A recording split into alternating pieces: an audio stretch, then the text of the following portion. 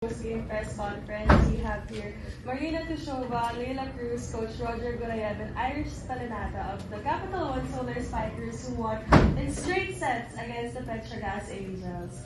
Coach, congratulations on this victory. Ano masasabi mo sa naging performance ng team?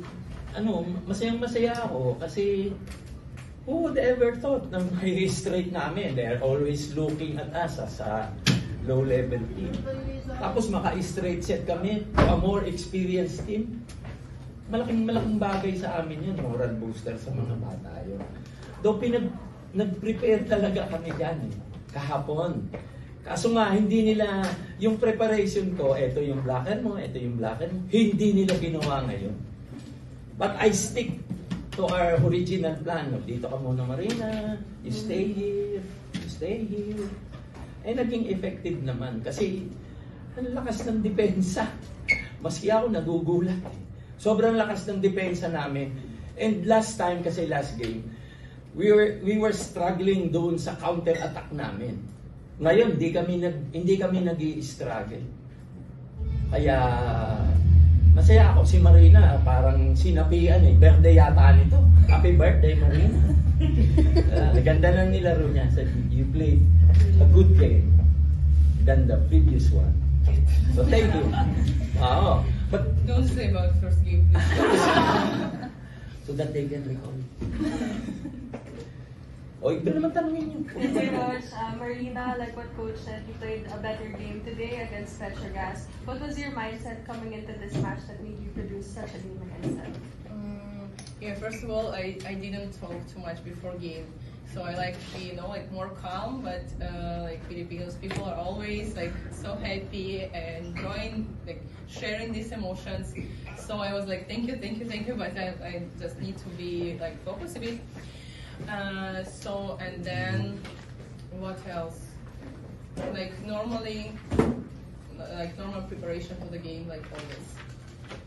Thank you, Marina. And for Leila, this is your second game as a rookie with Capital One. Ano lang yung nafe-feel mo na nakuha nitong win na to? Super happy po kasi kahit pa paano po nakahelp po ako sa win namin today. And super, proud po ako sa team. Thank you, Leila. And for Iris, you had 15 excellent sets today. How does it feel to be able to win this match against Petrogas? It feels amazing because, we come into practice every day talking about being a family and being good teammates to each other, and that's exactly what we did today. Everyone stayed on their assignment, and that's blocking, defense, and the offensive strategy that coaches were telling us about. It's just more successful for us when we stick to the plan. Thank you, Iris. As far as everyone's a question. Marina, what can you say about the style of play here in the Philippines after 2 games? Style of play. Okay, it's not. Sorry if it's gonna be rude. So it's not that high quality sets, passing, and all this. But you are Filipino, always want the best of everything, and you enjoy the game, and you have a big desire, and this it's hard to play even how you can see on international level competitions. Sometimes you play so good Japan, all Asian teams, and here it's level like this, so good defense, and you never know how the team gonna play against you. Like today, no one was thinking we're gonna play like this, but we were starting our win and we did it. For Iris, you're a newcomer to your team, but you're already their leader. How are you embracing that challenge of leading this very young team? It's been amazing, honestly. It starts from management to coaches and to the teammates. So every single day, Coach Roger especially has always said, be free, be who you are. This is the offense. I'm going to suggest if I see something, but to have that green light as a setter, as the offensive maker, I feel so free. And I have people around me who want to kill the ball for me, and that's all I need as a setter. Iris, from your stint in Korea, you've already played here before, Philippine volleyball well, so how much did you really want to be back here, and how much do you relish or savor this again, second opportunity with Capital One to be the PBL? Coming into this, I was very unsure of what's going to happen, honestly, but there was a lot of belief behind me. And, you know, when just one person believes in you, you start to believe in yourself, and everyone believes around you, and that's how we got to this point. And for Leila, coming as a rookie, only your second game, and it's already maybe the biggest win so far for Capital One. How much does it mean to you to be a part of this historic win, and how much are you looking forward to make this the second of many wins pa for the team? Super important po na part ako ng win na to. Siyempre, ito po yung first win namin, nakasama ako, kaya super saya ko din po talaga. Coach, from your standpoint. Isin mo.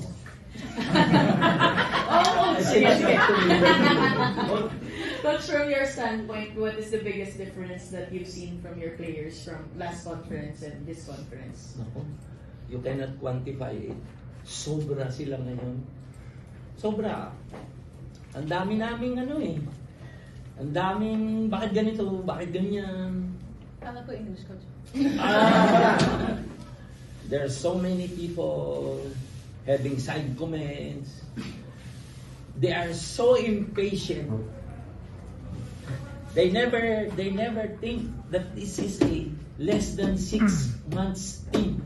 Even the national team pick all the big players. Pag samasamahin mo and you play outside of the country, they will never win. We need more time. Hey, what do I expect? In a very short time, I have these players with me. What can I expect in the future? The best team that I can form. I don't want to brag. I just want to be simple enough. Na everybody, let them say good things to us. But my players are here. All good players. All coachable. Ano pang puproblemahin ko? Wala na. I don't have any problem. I never even talk to them during the huddle. Konting-konti lang. Wala, konting-konti lang. Kaya they play freely. Hindi ko sila pinakikialaman. Especially the setter. Mag-isip ka, bahala ka. Kung mayroong masama laro, lalabas ko, ipapasok ko. Kataw naman lahat, maganda nila. Pati libero, pati yung 2 libero namin. Played good. And siyempre yung experience namin last game na we are almost winning the second set. Tapos the breaks, hindi pumunta sa amin. Now we do not need the breaks. The players themselves know what to do. Kaya magaan kaming nanalo ngayon. They listen to me. Maganda. Saan kayo nakakita na nakikinig sila sa akin, di na nga ako nagsasalita. Pero nakikinig sila. Joke lang. Happy ako dito sa grupo ng mga players ko na ito. And siyempre, Marina, after this conference, will be leaving. But she will be leaving us a good example for the All-Filipino Conference. These players will learn many things from Marina. And I hope they learn it and put it in their hearts. Lalakas pa kami. Coach, for you. English pala. Kala nyo patay ka po. Getting this big win against Petrogas and having these talented players, what's next? What's the next move for you guys? What's the next plan to sustain this momentum that you got from this big win? No, we have taken videos of teams from our group. So, papanoorin namin, pag-aaralan namin, meron kaming statistician. Doon lang kami magbe-base kung paano namin aatakihin yung sa susunod. I expect to win today, pero hindi straight set. Petrogas is a very tough team. Hindi mo basta-basta, 2 halos ang import nila, yung Salas yung isa. Yung group na yun. Malakas parehas, pero I don't know. Parang hindi sila, off sila ngayon. Na-champo sa amin. Kaya maganda naman nilaro ng lahat. Maganda yung setting niya eh. Pasok lahat eh. Okay yung mga player. Maski mag-error, hindi nagsisimang. Tatawa na. Basta pag-aaralan namin yung susunod naming kalaban. We will not stop ngayon because we won the game. Marami pang importanteng game eh. And we always learn from our mistakes. For the players, I guess, building on what Coach Roger said, I guess, what are your thoughts on just him giving you guys that confidence and trust, despite being at such a young team, you know, and pulling off this win?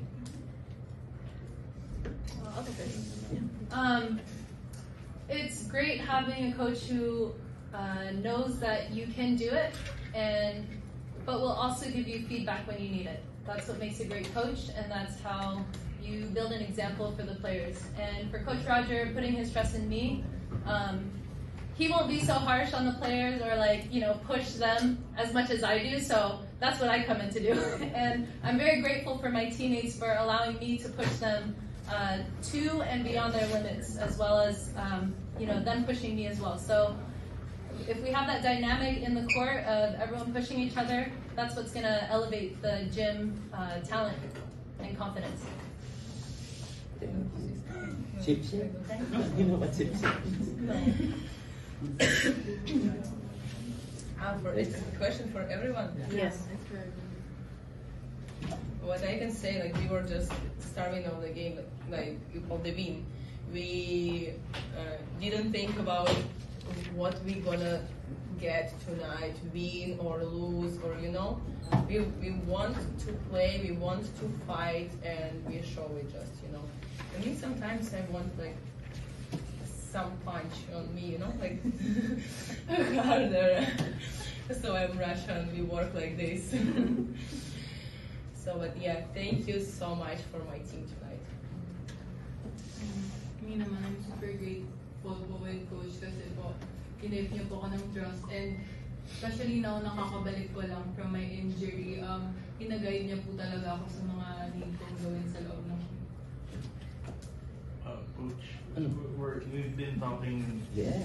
You've said about giving time for the rookies or new players because sometimes some of them are still shy. What else would you like to see from Layla? Layla? Layla kasi right now, I think she's not yet 100%. Paano na pag nag 100% tong batang ito? Saan pa sila pupulutin? But slowly, we do it slowly. We don't have to rush. The tournament is still is just starting. Marami pang matututunan, like yung defense pattern namin. Medyo naliligaw-ligaw siya doon. But she's willing to learn naman eh. Kaya lang, siyempre, she got used to her old style of defense. Eh ngayon, parang after niya magpahinga, ganito na pala. Iba na pala. Parang ganun. But she's open for good ideas. Open naman siya. Hindi naman siya yung player na nagre-reklamo pag pinagalitan mo. Hindi naman. Actually, hindi ko naman siya pinapagalitan. Gusto mo? Hindi naman. Maayos yung bata. Mabait. Sana tuloy-tuloy na. Check. For Coach, your next game will be against Signal, Coach. So how will this win help Again, you? Signal is leading this tournament with 2 wins, I think. We will be there. We will be there. We need that win. Regardless if it's Signal, regardless if it's another team, I don't care. We don't care. We want to play better than today. Di kung mapahirapan namin sila, di salamat. How can we play bad? Ang ganda ng nilaro namin. We just have to be humble. We don't want egos to be flying. We won. No, this is just our first game. Kasi ayaw kong mag-drop sa 4, 5, 6. Gusto ko doon sa 1, 2, 3. Para yung kakross ko. Hell group kami. Lahat ng malalakas na dito na eh. Diba? Parang salingket nga lang kami rito eh. Diba? From number 11. Tapos hindi nga namin tinatalo yung Petrobras. Muntik pa namin talunin yung Akari. Magandang moral booster ito. Maganda. Mga bata naman, these players are really coachable. Kahit ano ipagawa mo, gagawin nila. Kaya masaya ako. Ano ba? Gusto niyo kami magpahinga? Thank you, Iris. Ay, salamat.